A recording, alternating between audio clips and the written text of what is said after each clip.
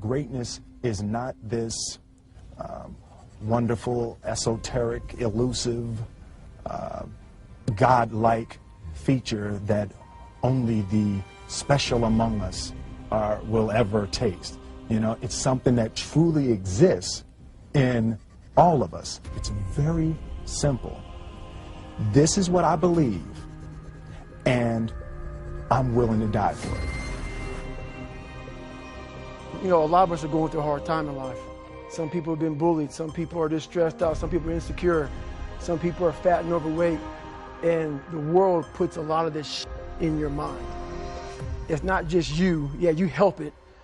And my whole thing is about, I had to develop a mindset that was indestructible. I had to armor plate my mind. And it's about what you're saying to yourself, but it also comes with work. So whenever I was getting beat down, physically, mentally, spiritually, whatever I was going through, just saying, you know, I would put, you know, you can't hurt me. I want your dream to be so clear that when you wake up in the morning, all you got to do is step in your dream. And the first step for me was seeing something I was not before I was. You can do it. Where you are is temporary. You will not be there for the rest of your life. Ladies and gentlemen, it's not going to be easy. It was hard laying on the floor of the Penobscot building, looking out of the window, daydreaming, saying, Les, can you do this? Can you make this happen?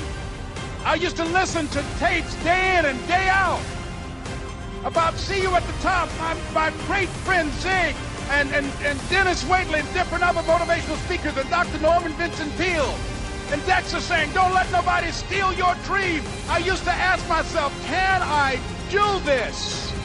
And something said within me, you're the one. You're the one. The only way the commitment and the energy and the momentum continues is if you take immediate, massive action.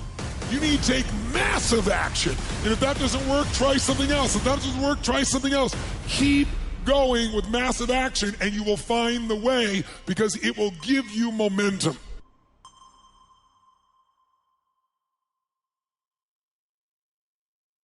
I'm going to customize it around you be able to learn. How many people have a subject or skill you'd like to learn faster? Can you think of one right now in your mind? Like, I want you to just think about a subject that you're having a challenge in or something you really want to master. It could be marketing, it could be Mandarin, it could be music, it could be martial arts. Think about a subject or skill, because I want to make this extremely, extremely practical. So here's what I want you to remember.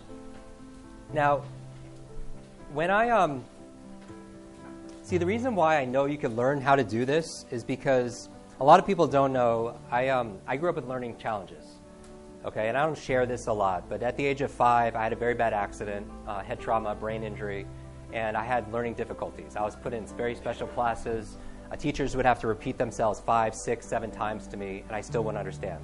I would pretend I understood, but I didn't really understand. I had very poor focus. I had a very bad memory. It took me an extra 4 years to learn how to read. And it was really hard. You think about school where you're passing around. Remember you used to pass around that book and you had to read out loud? And when that book got closer and closer and closer, I would get so nervous. I think actually a lot of people who have a fear of public speaking, that's where it actually came from, right? Because that was a learned association that we have, right? I read recently that the fear of public speaking is actually the #1 fear in this country. Number 2 is fire. Number 3 is death. It's crazy, right? So really, when you're thinking about it, if somebody's at a funeral or something, somebody would rather be like in the casket than actually giving the eulogy, right? Because people are so scared of public speaking. But I think the reason why people are so scared is they're scared they're going to forget what they need to say, right? And so I teach a lot of the TEDsters how to be able to memorize their speeches. A lot of actors, from Jim Carrey to Will Smith, be able to teach them how to memorize their lines here in Hollywood, because it's such a valuable skill, right? Because I believe 2 of the most costly words in business are I forgot. I forgot to do it. I forgot that conversation I had with that person. I forgot that client information. I forgot what I needed to say. I forgot that meeting. I forgot where I put it. I forgot that person's name. Every time you hear yourself say those words, you lose time, you lose opportunity, you lose credibility, right? And so I know, like after compensating, I learned all these ways to compensate, and now I teach these to individuals, but I know you have genius inside of you, right? So I'm going to show you how to activate that other 90% of the potential. So what I want you to remember, though, is if you want to learn, here's what I believe, that genius leaves clues. Genius leaves clues. That when somebody does something extraordinary, that you could see them do something extraordinary in any field, whether it's art, architecture, it could be mathematics, it could be fashion, whatever it is, and you could leave, or you could say, wow, that person's amazing, how do they do that? Because there's always a method behind the magic. When you see magic in the world, there's always a method, but it's usually unconscious. I was reading and spending time with a book called Change or Die. The book proved that most people would rather die than change. So this is not for the masses. I'm not trying to reach the masses. Even the book of life says that the road to life, not the road to survival, what it takes to live and what it takes to survive are two different things. The road to life is straight and narrow, and few there be that find it. Why? Because the majority of people not looking for life. They just want to survive and be entertained and have a good time. Let me share something with you. I want you to write this down. Step out of line. You don't want to be like everybody else. Step out of line. And so the only way we get to that ultimate version of ourselves is by replacing ourselves and growing all the time. This has to become an addiction for you. It has to become an emergency. And every time you don't make it an emergency, it's not a crisis. You're not in a hurry. It's almost like, if I don't do this, I will die. I found something I could do, which was easy, but I worked hard at it. I got up early and stayed up late, worked hard that 6 years. But what I did was easy, meaning it was something I could do.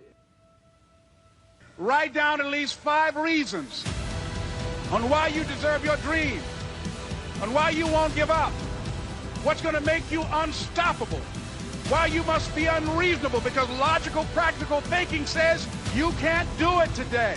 But if you want to produce unreasonable results in your life, like living your dream and taking charge of your destiny, you've got to be an unreasonable person. You've got to be an uncommon person. So write down the reasons of why you're here. If you know why you're doing something, when the hard times come, and they're going to come, when the disappointments and the rejections come, and they're going to come by the truckloads, your reasons will be your rod and staff to comfort you, to pick you up. Once again, I got a saying on one of my tapes: if life knocks you down, try and land on your back, because if you can look up, you can get up. Let your reasons get you back up. If you have friends that make you wrong for changing your life for the better, that's their issue. It's not yours.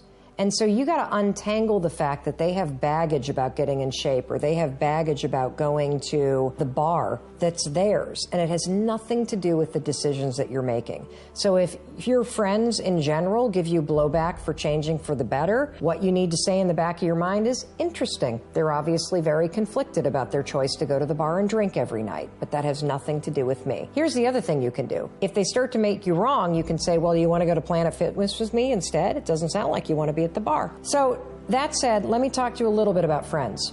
Friends are people that you care about. And I have this test, I call it the funeral test. If somebody in your life were to die, ask yourself, would I go to their funeral? If the answer is yes, they're a friend of yours. That's the test for whether or not, in my opinion, someone is a friend, because it means you care about them. Now, here's the other thing about friendship that I want you to understand.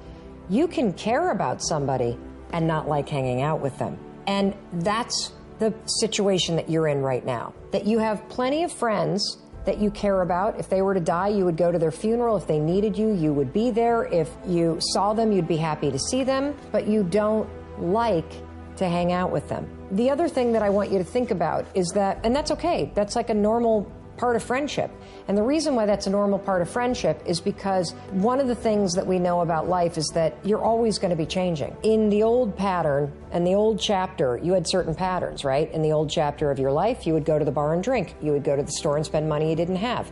You're in a new chapter now. And so you have different patterns. When your life takes on different patterns, whether it's you're no longer going to the bar, you're going to the gym, the pattern might even be that one of your kids is playing with a different soccer team, or maybe you've moved to a different street in your town.